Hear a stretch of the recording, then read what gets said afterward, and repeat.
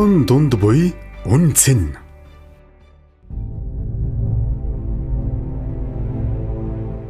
Монгол улсад статистик үүсч бий болохтой зэрэгцэн эрүүл мэндийн салбарт статистик мэдээллийн бие даасан бүтэц хөгжиж үйл ажиллагаагаа тасралтгүй явуулж ирсэн түүхтэй. Булган аймгийн эрүүл мэндийн байгууллагын статистик мэдээллийн үйл ажиллагаа нь 1972 онд 2 орон тоотойгоор статистикийн хэсэг болон зохион байгуулагдаж, тасхийн эрхлэгч статистик их хэмжээр Бадамжав, бага хэмжээр Чоюма, Баваасан нар ажиллаж эхэлжээ.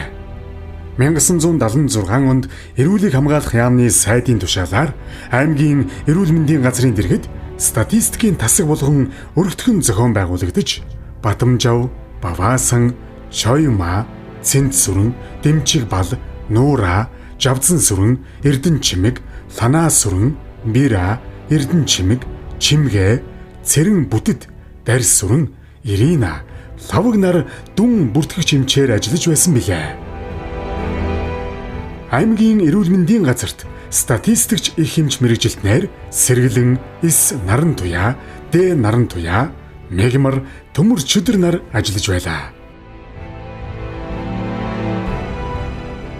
Монгол улсын статистикийн тухай хууль зааснаар бол статистик үнэн зөв, бодиттой, шуурхай, нэгдмэл арга зүйтэй, шинжлэх ухааны үндсэлтэй гэсэн зарчмууд дээр бол тулгуурладаг. Манай эрүүл мэндийн статистик бол ерөөсөө цаг хугацаатай маш их уралдаж ажилладаг ийм онцлогтой ажил мэргэжил байдаг.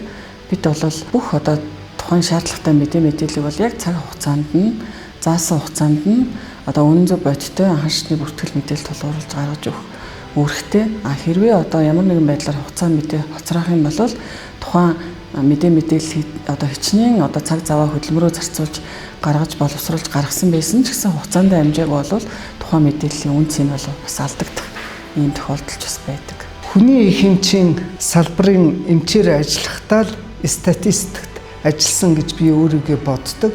Яагаад гэвэл хамгийн анхал хүн амынхаа тагаа танилцал бүх юм статистикийн тоон үзүүлэлтэн дээрээс үндэслэсэн учраас би ажилласан гэж бодог. Гэхдээ статистикч хэмжээр 7 жил ажилласан байна. Би Булган аймгийн Хотог өндөр сумын эрүүл мэндийн зөвд статистикч бага хэмжээр ажилладаг. 1991 онд Улаанбаатар хотын Янгаах ухааны дунд сургуулийг хүүхдийн цовлогч, хүмүүжүүлэгч гэдэг мэргэжлэр бол төгсөөд ажилласан байгаа. Тэгээд 2019 онд статистикч бага хэмжээ олгох хийгээд 2013 онд болохоор статистикч бага хэмжээнд дээшлүүлэх хийж мэргэжлийн дэргийг ингэж ахиулсан байгаа. Тэгээд одоо эрүүл мэндийн төвдөө 30 жил ажиллаж байна да. Ер нь бол эрүүл мэндийн салбарт ажиллах сонирхолтой байсан. За тэгээд тэр хүсэл сонирхолтой татагдан статистикийн дүн шинжилгээ гэдэг судалгаа мэдээлэл цуглуулдаг энэ салбар руу орох бүр илүү сонирхолтой байсны үндсэн дээр энэ мэргэжлийг сонгоод 8 дахь жилдээ ажиллаж байна. Улсын хэмжээнд эрүүл мэндийн мэдээллийн тогтолцоог боловсронгүй болгох, өвчний олон улсын 10 дугаар ангиллыг 4 тэмдэглэгээд оншийн кодоор ашиглах, үйлдэлийн 9 дугаар ангиллыг нэвтрүүлэх, шинжилсэн програм хангамжийг нэвтрүүлэх зорилгоор анхан шатны бүртгэлийн болон тайлангийн маягтад нэмэлт өөрчлөлт оруулж эрүүл мэндийн сайдын тушаалыг мөрдөн ажиллаж байна. Ер нь бол мэдээллийн урсгалын хувьд бол эрүүл мэндийн газар бол яг анхан шатны эрүүл мэндийн байгууллагууд мэдээллийг цуглуулж тэгээд тэрний үнэн зөв байдлыг хянаж боловсруулалт хийж хянаж шалгаж яг тухайн заасан цаг хугацаанд нь дээд чатны байгууллагад мэдээлэх. Эрүүл мэндийн байгууллагууд дээшээ удирдах дээд чатны байгууллага хоёрын хооронд бол яг мэдээллийн урсгал дээр нь бол яг тэгж гүүр болж ажилладаг. Манай эрүүл мэндийн статистик бол ер нь мэдээллийн давтамж бол бид нар өдөр болгон ерөнхийлөгчийн зарлаг, үндэсний аюулгүй байдлыг мэдээлэлээр хангах чиг үүргийн хүрээнд бол бид нар өдөр тутам мэдээллийг өглөө болгон дамжуулж байна. Хүн амын өвчлөлийн төглийн мэдээллийг мөн 7 хоног тутам сар, уйлрал, хагас жил, бүтэн жилийн давтамжтайгаар бол эрүүл мэндийн мэдээллүүдийг бол цуглуулж боловсруулж нэгтгэж хугацаанд нь зохицолтны байгууллагуудад бол мэдээлж ажиллаж байгаа. Альва мэдээллийг цуглуулад, боловсруулад, дүгнэлт хийгээд тэгээд цаашаа зөвхөн аймгийнхаа төдийгүй улсынхаа эрүүл мэндийн салбар тэр байтугай дэлхийн эрүүл мэндийн салбарын хөгжилд бол статистик мэдээлэл маш чухал. Тэрний бодлого шийдвэрийг боловсруулна, төсөл хөтөлбөрийг боловсруулна, тэрч байтугай үндэсний аюулгүй байдал, дэлхийн насжилт гэдэг одоо ярих юм бол маш олон асуудлуудыг гаргаж өгдөг ийм чухал ажиллаа гэж боддог. Энэ мэргэжлийн онцлог ер нь маш одоо хариуцлага өндөртэй ажил. Дээр нь тэгээд манай эрүүл мэндийн салбарын бодлого төлөвлөлтөнд бидний одоо энэ гаргаж байгаа, нэгтгэж байгаа тайлан мэдээ маш их чухал байдаг. Тийм учраас энэ мэргэжлийн ер нь тоо мэдээлэл маш одоо үнэн зөв бодтойгоор л авч ажиллахыг хичээдэг дээ. Статистикийн үр дүнгийн нөлөөн дээрээс манай сум жишээ нь одоо эрүүл амьдралын зөв горим гэдэг хөтөлбөрийг сумандаа хэрэгжүүлдэг. За тэгээ энэхүү хөтөлбөрийнхаа хүрээнд сумынхаа иргэдэд тулгамдж байгаа эрүүл мэндийн асуудлыг жил болгон төлөвлөгөөндөө тусган сумынхаа иргэдийн төлөөлөгчийн хурлаар тодорхой төсвийг батлуулан ажилдаг. Энэхүү эрүүл амьдралын зөв горим хөтөлбөр маань нэлээд ард иргэдээсээ талархал хүндэтгэл хүлээсэн нэлээд үр дүнтэй хөтөлбөр болон хэрэгждэг. Аймгийн хэмжээнд манай статистикийн салбарт бол ажиллаж байгаа нийт одоо статистикч эмч нарын нэг 58% нь мэргэжлийн тэргүүлэх болон ахлах зэрэгтэй эмч нар ажилладаг. Эмч эмнэлгийн мэргэжилтнүүд бол ер нь л ажлын байран дээрээ тасралтгүй суралц байдагтай яг адилхан манай статистикч эмч нар бол одоо тогтмол ингэж суралцаж ажилладаг байгаа. Бид нар бол орон нутгад боломжийн хэмжээнд танхимаар болон цахимаар зайн сургалтуудыг зохион байгуулж мэдлэг ур чадварыг дээшлүүлэхийг бол эрмэлзэж ингэж ажилладаг байгаа. За тэгээд жилээс жилд манай статистикч эмч нарын мэргэжлийн зэрэг бол ахиж байгаа. За өнөөдрийн байдлаар бол 58% нь тэргүүлэх болон халах зэрэгтэй байгаа нь одоо бас бидний нэг бахархал гэж би бол боддог. За миний ажлын мэргэжлийн онцлог бас их л дээ. Манай ингээд бусад одоо совилогч нар гихтж ингээд шөнө орон цагаар дуудлаганда жижүүрт хоноод тий ингээд хараагаа хийгээд ингээд ажиллаж байна. Нэмч нар болохоор ингээд цаг наргуу дуудлагандаа явж байна. Тэгэхэд болохоор миний хувьд болохоор одоо тайлан мэдээгээ сумынхаа төвшөнд тий анган шатныхаа төвшөнд мэдээ тоо мэдээлэл нэгтгээд дүгнэлт хийгээд анализ хийгээд эрүүл мэндийн газар руугаа мэдээлээд тэгээд энэ маань ингээд анхан шатанда гарч байгаа тоо мэдээлэл нэгтгээд үндэсний хэмжээний эрүүл мэндийн салбарын бодлого төлөвлөлтөнд одоо бидний гаргаж байгаа энэ тоо мэдээлэл маш чухал хариуцлагатай гэж боддог шүү дээ. Бидний ажлыг ер нь одоо ингээд зарим хүмүүс айгүй үнэлдэг, хүндэлдэг, маш хариуцлагатай гэж хэлдэг. Зарим нь болохоор бас энэ ойлгохгүй зүйлүүд бол гарна. Гэхдээ ер нь бол дэмждэг одоо юу гэдгийг те хамтардаг тал нь бол дийлэнх байдаг. Ер нь ингээд бодохноо статистикч эмч нарыг зүгээр л нэг тоо бодоод яриад тэгэл тоо нэмж хасаад идэг гэж боддог. Хамгийн гонигтай мэдээг хамгийн түрүүнд сонсдог. Аюултай хүнд өвчин, халдвартай өвчин, нас баралт, осол гэмтэл энэ бүхнийг хамгийн түрүүнд сонсож тэрийгэ хүснэгт юундаа тавьчихад удирдлагатай танилцуулахад яг л эмч хүний сэтгэл эмзэглэдэг тэр үйл бодогдож ирсэн. Би өөрөө бас салбарын эрхлэгч эмч байсан, статистикч ихэнч байлаа, эрүүл мэндийн газрын дарга байлаа.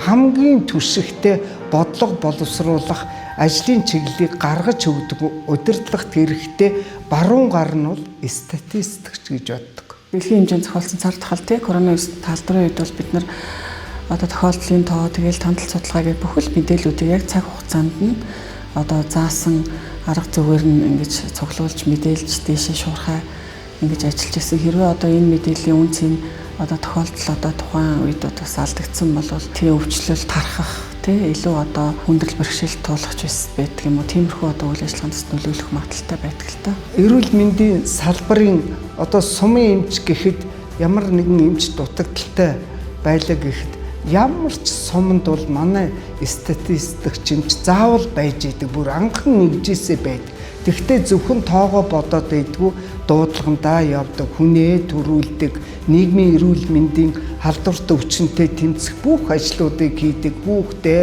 эрүүлжүүлдэг, энэ бүх ажилд оролцдог хөрвсөн мэрэгчлээ хүнд гэж хэлэх юм да. Ер нь хөдөө орон нутгт гэхгүйгээр ер нь ажлын байран дээр ер нь ажиллахад ингээд ер нь тухайн хүний мэрэгчлээс илүүтэйгээр ер нь тухайн хүний нөгөө харилцаа, хандлага, ур чадвар маш их шаардлагатай гэж боддог шүү дээ. Хүний нөөцөөр хангах бүрдүүлэх чиглэлээр бол бид нар эмч нарыгаа төрийн сангийн болон одоо байгууллагын зардлаар бүртгэл мэдээллийн ажилтны олгох, дээшлүүлэх сургалтуудад бол тогтмол хамруулж байгаа. Ямар нэгэн байгууллагын эмч одоо жишээлбэл 2 жилийн дараа ч юм уу тэтгэвртэй гарыг ингээ тгийг жирэмсний амралт авахар боллоо ч гэдэг юм уу те. Ийм тохиолдол бол бид нар нөөц хүмүүсийн бол бүртгэл мэдээллийн ажилтны мэргэжил олгох сургалтаар дамжуулаад бэлтгэж ингэж хүний нөөцийн хангалтыг бол хангаж ажиллаж байгаа. Өнөөдрийн байдлаар бол яг статистикч эмч нарын тухайд бол хүний нөөцийн дутагдал бол бас харьцангуй гайгүй боломжийн түвшинд ажилладаг. Эрүүл мэндийн статистикийн бүртгэл мэдээллийн H-Info 3 програм хангамжийг 2014 оноос вебд суурилсан онлайн болгон боловсруулан үндэсний түвшинд ашиглаж байгаа нь техник технологийн хурдцтай хөгжлийг даган эрүүл мэндийн статистик мэдээлэл хөгжиж мэдээллийн системээр дамжуулан эрүүл мэндийн байгууллагууд эрүүл мэндийн даатгалын сангаас гүйцэтгэлийн санхүүжилтээ авч бодлого боловсруулагч, шийдвэр гаргагч, эмч, судлаач нар хүн амын төрөлт, нас баралт, өвчлөлийн дэлгэрэнгүй цахим мэдээллийн санг ашиглах боломжтой болсон байна. Эрүүл мэндийн салбар бол ер нь эрчимтэй захимжилт бол явагдаж байгаа. Бүхэл системүүд маань бол захим онлайн ажилладаг. Анх 2011 онд энд ажилд орж байхад бол манай мэдээллийн системүүд бол онлайн байгаагүй. Бид нар бол харьцангуй бас цаасан суурьтай харьцангуй ачаалттай байсан. Өнөөдрийн байдлаар харахад бол бүх програмууд нь онлайн болсон. Тэр хэмжээгээрээ бас цахим руу шилжиж байгаа ийм шинжилтүүд бол эрчимтэй явагдаж байна. За тэгээд тэрнтэй зэрэгцээд бид нар орчин үед нөгөө цахим технологийн мэдээлэлтэй бас өөрсдийгөө бас тэр хэмжээнд нь бас чадахжуулах, тэрнтэй зэрэгцэж ажиллах гэдэг энэ шаардлага бол манай статистикч эмчтүүдийн манай бүх эмч чимлэгийн мэргэжилтнүүдийн бол бас нийтлэг үүрэг болж ингэж хувирч байгаа юм л да. Манай сум бас ингээд хүн амаа дагаад төрийн төслөмжийн дуудлагын үйлчилгээ, яаралтай төслөмжийн үйлчилгээ гэдэг бол ер нь нэлээд олон ирдэг байгаа. Ихэвчлэн хөдөө орон нутагт хүн амын тэргүүлэх өвчлөлт болохоор хоол боловсруулах хэрэгтэн тогтолцооны өвчлөл буюу энэ дотор бол хүүхдүүдийн амны хүндийн өвчлөл бол их болж байна. Үүнтэй холбоотойгоор эрүүл шүд аян бас сүүлийн жилүүдэд зохион байгуулагдаж байна. Хүүхдүүдийг бас ингээд аймгийн засаг даргын нэрэмжит үзлэгүүдийг бас хийгээд хүүхдүүдийг бас эрүүлжүүлэх арга хэмжээ авч байна. Сургууль суурилсан 6 настангуудын үзлэг гэдээ бас хийгдэж байна. Эднээс ингээд үр дүнтэй ажлуудыг бас хийгдэж байна. Бид нар бас нэг хүнээ сайн мэддэг болохоор өвчлөлийг ер нь өөрсдөө үнэлээд тэр нь тийм өвчтэй хүн тэгдэг ингэдэг гэдгээ мэддэг учраас юу гэдгээ хэлбэр байдаг. Энэ мэрэгжлийн эмч нар маань ингээ ажиглаад байхад үеэс үед хамгийн нэгт нямбай, үнэнч шударга, хариуцлагатай хүн энэ ажлыг хийдэг. Нэг л таслал, нэг л тоо алдах юм бол бүх юм өөрчлөгддөг. Тийм учраас энд ажиллах гэж байгаа хүн бол хамгийн түрүүнд хүний итгэлийг даасан үнэнч шударга хүн байх хэрэгтэй.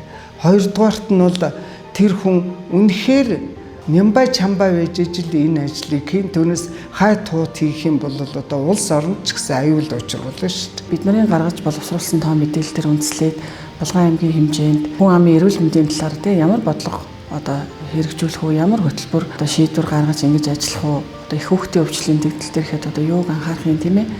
Гэх мэтлэн ийм бодлого шийдвэр гаргагчдыг бол шуурхай мэдээлэлээр хангаж бидний гаргасан мэдээлэл төр үндэслэж бодлого шийдвэр нь боловсруулагдаж явдаг л гэсэн. Хөдөөгийн маань эмч нар өвлийн хүүтэнд оныхоо мэдээ тайланг тэндээ цуглуулчаад дүгнэлтээ хийчихэд сум орон нутагтаа танилцуулчаад авчираад бид бүхэн энд тайлангаа гаргаад аймгийнхаа хэмжээний эрүүл мэндийн салбарын мэдээ тайлангаа цуглуулж аваад яамандаа очиж туршаачаад хангалттай сайн туршаалаа танай эрүүл мэндийн салбарын үндсэн үзүүлэлт сайжирсан байна гэсэн үнэлгээг авч яхад бид бүхний хамгийн бахархалтай бас ажилдаа дуртай болох үеийн тэмдэглэл байсан. Энэ хүмүүстэй итгэл хүлээлгээд дээрээс нь урмын үгээр сайн шагнажах хэрэгтэй. Тэрнийхээ үндсэн дээр хяналт шалгалтыг бол тэд нар өөрсдөө хийж чаддаг болчих. Өөрийгөө хяндаг болчих. Энийг л хэлээ да. Статистик бол улс үндэсний өнгөрсөн ирээдүй 3 цагийн хэлхээс төр иргэний ой санамж болсон тоо мэдээллийг бий болгодог шинжлэх ухаан. Статистик өнгөрснийг баримтжуулж, өнөөдрийг дүгнэж, ирээдүйг тодорхойлох түлхүүр.